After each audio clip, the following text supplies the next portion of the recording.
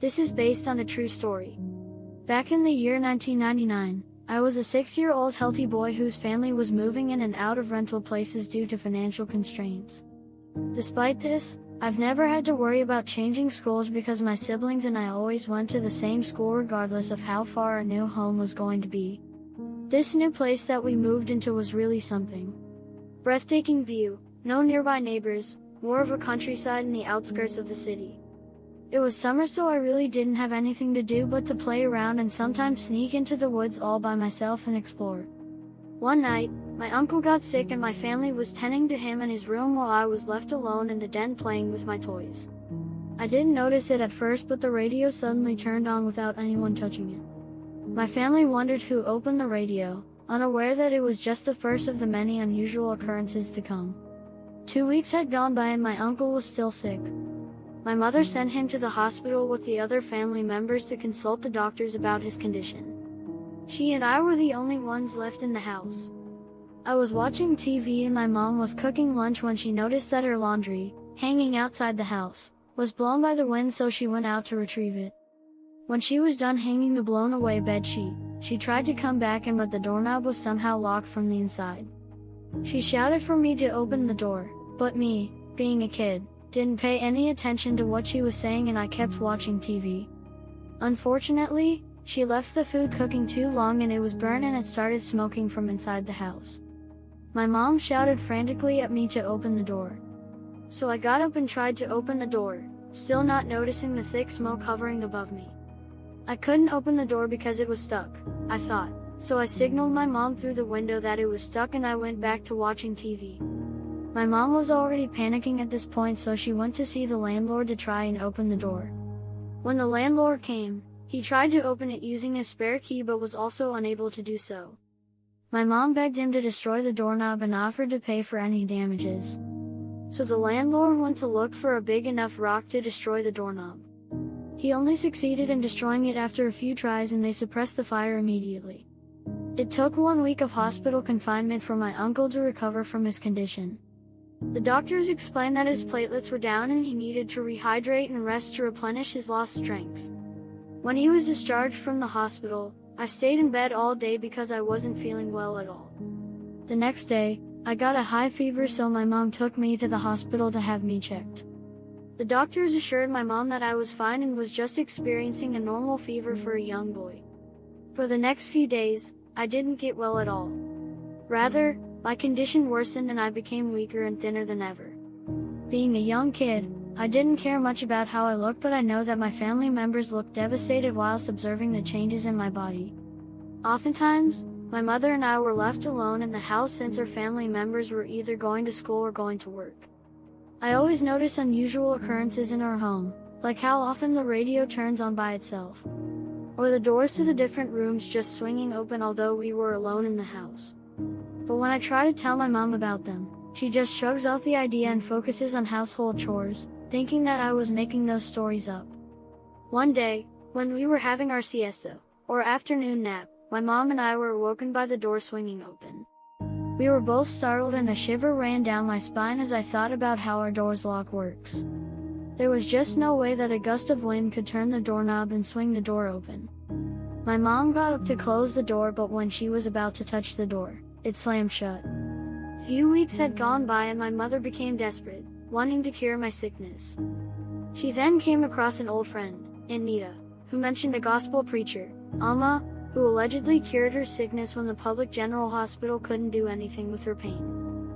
I was skeptical at first because she mentioned that the preacher first speaks to the Roman Catholic God before speaking to the ailing part of the person. Nevertheless, my mom scheduled an appointment with Alma. Aunt Nita accompanied us to the house of Alma. Their doorstep was atop a flight of wooden stairs with wooden railings. On top, I could make out a figurine of some sort, though I was not sure what it was, but I thought that maybe it was something holy since he's a preacher. While we were standing at the doorstep, waiting for a response to our knocking, a wave of nauseous feeling moved past me, and when the door opened, I couldn't believe my eyes at what I was staring at. I saw a glowing giant figure of Santo Niño, a religious image of the child Jesus. My mother and Aunt Nita didn't seem to be too surprised with the person who answered the door, since they both started talking casually with the figure. I couldn't exactly remember how their conversation went, but with my mom's gesture towards me, I could tell that they were talking about me. Then Santo Niño turned to me, licked his thumb, and made a cross mark on my forehead. This was when I was 6 years old. But when I told this part of the story to my mom, she told me that we only met Alma and he used chrism oil on my forehead. On the next meeting with Alma, he was supposed to come to our house to have me and our place checked. As soon as he arrived, he started observing our home. He stared at the ceiling and then at me, while murmuring something I can't understand.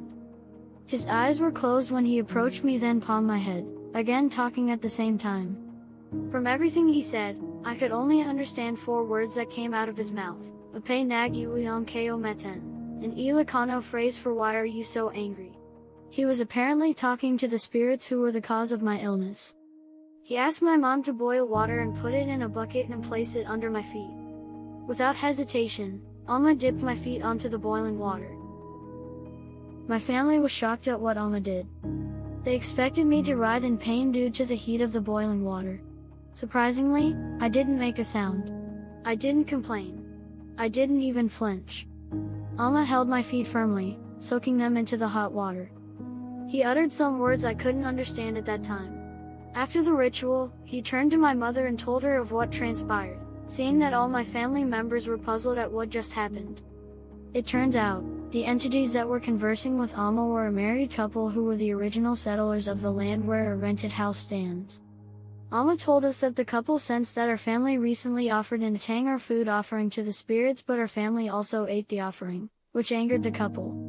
The angry spirits, despite our sin, grew fond of me, which is why they transferred from my uncle to my body. They intended to take me as payment for our sin. The revelation from Alma struck my family like a bolt of lightning. My mother, her voice quivering with fear, suggested we move to another place. But Alma shook his head solemnly.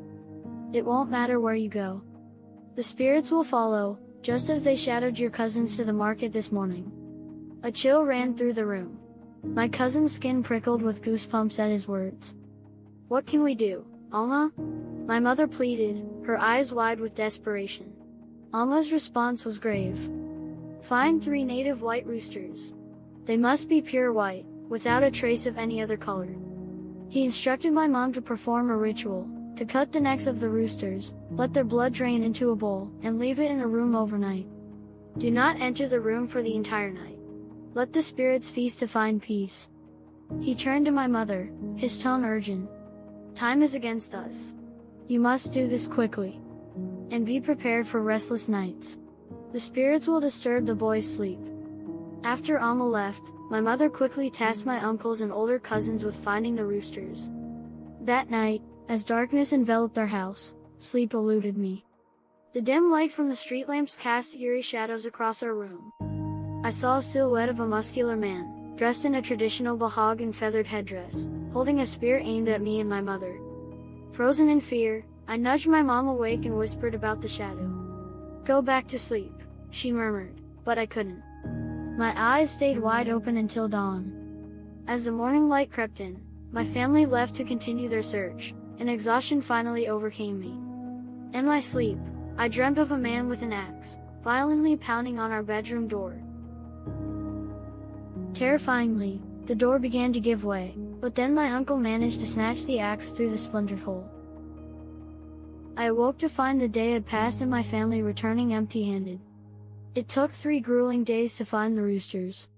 Following Alma's instructions meticulously, they set up the ritual and marked the room with warning signs to keep everyone away. That night, as we huddled in the living room, the air felt different. My eyelids grew heavy, a sign of returning health. Just as I was drifting off, I heard the unmistakable sound of silverware clanking from the sealed room. We had left no silverware there. Our eyes met in silent understanding. Who's eating, Mom? I asked aloud, but no one dared to answer. My cousins, especially the females, were visibly shaken, their skin crawling with goosebumps. The next morning brought a miraculous change. My appetite surged, and in a few weeks, I was back to my old self, healthy enough to return to school. The dark cloud that had loomed over us seemed to have lifted, leaving behind a family bonded by an experience beyond the ordinary. Now, as a 30-year-old man, happily married with a wife and a doting father to a beautiful daughter, I reflect back on those eerie days. Even though I'm far removed from that time and place, the memories still send shivers down my spine. The radio turning on by itself, the door locking from the inside, the unexplainable fever, these experiences are etched in my mind, a reminder of the mysterious forces that once hovered over my childhood. Despite the fear and uncertainty of those times, I am grateful for the experience. It taught me about the unseen world, the power of faith, and the strength of family bonds. These lessons have shaped me into the person I am today, a healthy, grounded individual who cherishes every moment with his loved ones. As I tuck my daughter into bed at night, I whisper a silent prayer of thanks for the protection and love that surrounds us, knowing that the past, with all its mysteries, has led me to this happy, peaceful present. The end.